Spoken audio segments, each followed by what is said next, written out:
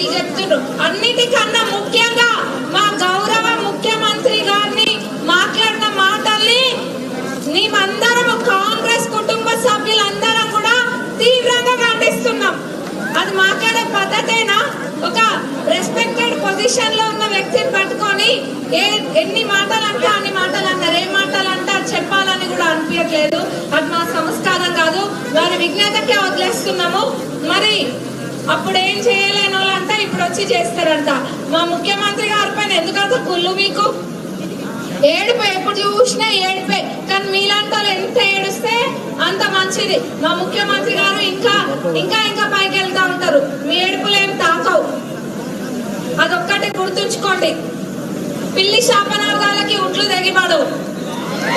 మీరు కేటీఆర్ గారు ఇంకొక మాట అన్నారు, 4000 కోట్లు అంట, 2500 కోట్లు అంట. మరి తినడానికి తిండికి కూడా అమెరికాలో ట్యాక్స్ కట్టిన డబ్బులు తెచ్చుకొని తింటున్నాం. మాకు ఇక్కడ ఏం వ్యాపారాలు లేవు, ఏం లేవు. ఉండడానికి ఇల్లు ఏదో కొంచెం